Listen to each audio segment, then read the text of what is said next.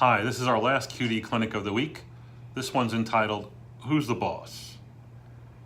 QD clinic is brought to you by Room Now Live. A 40-year-old patient who has lupus, bona fide lupus, because it's clearly looks like rheumatoid arthritis and associated with seropositivity. It's clearly lupus with having enough criteria. So she has seropositive RA, seropositive lupus, bad lupus, controlled lupus, hard to control actually. She's currently on hydroxychloroquine, trazodone, and Xeljanz and doing really, really well. Her condition is based on the following features.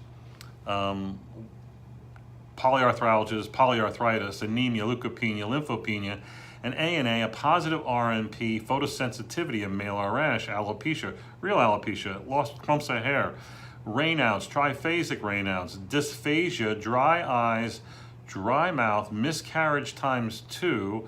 She is negative for double-stranded DNA, SSA, SSB, and RPR, and lupus and a coagulant. She has had polyarthritis, AM stiffness, CCP is greater than 250, rheumatoid factor is 60, even 14-3-3 ADA is marginally positive. In the past, she was difficult to manage, treated initially with prednisone, methotrexate, Plaquenil, leflunomide, rituximab, Adabrin, Enbrel, and really not until she got on this combination that she's currently on of hydroxychloroquine and tofacitinib has her really under great control, both just skin, inflammatory markers, her arthritis, etc. So what's her story? Her story is that she was doing great until 2 months ago when she developed a TIA. TIA manifests as unilateral weakness, a little bit of a mouth droop, coming and going, resolved in less than 24 hours, admitted to the hospital, managed at an outside, far away, Neverland kind of community hospital for this with a 3-day hospitalization. And the management of this is aspirin. Really, aspirin. Now, I don't know if that's too little or even necessary. And the other part is I don't know what workup ensued. It seemed like it was largely a neurologic workup. But the issue here is who's the boss? And this needs to be made clear to this patient, but also to all patients in whom you are concerned about and whom you're writing prescriptions for and whom you're following.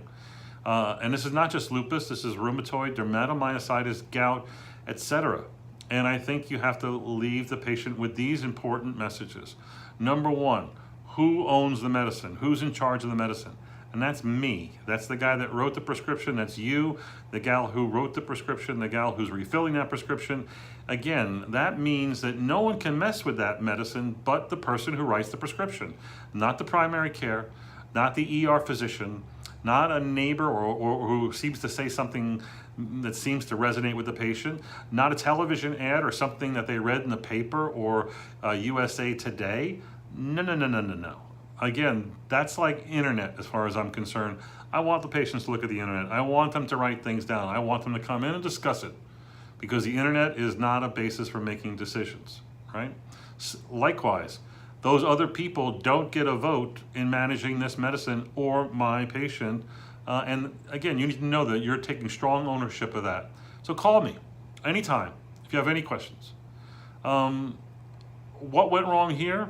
Physicians in the hospital, what were they doing? They mustn't, because they're so far away from where I work in Dallas, they mustn't have telephones up there. Maybe hasn't quite gotten up to that far north in Texas. You know, we're still waiting for the Pony Express to deliver the hospital notes. So the problem here is the patient needs to be instructed that if something goes bad, make sure your doctors call that guy, that gal who's in charge. What are the rules? If you go in the hospital, even the ER, I gotta be called. If you are messing with my medications, even the least of them, the acetaminophen or the magnesium that I prescribe, I gotta be called into play because other people are not gonna know what to do. If they have seen another specialist, especially if they've seen more than one specialist, for something, anything, I got to be called because, as you know, what often happens is they got a musculoskeletal problem. You're treating them for lupus or rheumatoid arthritis. They're going to an orthopedist. What? Seriously? I'm the person you should call. The orthopedist looking to do surgery. Yes, maybe he alleviated you from doing something that could be done by anyone, but really maybe he's not treating or she's treating the right thing.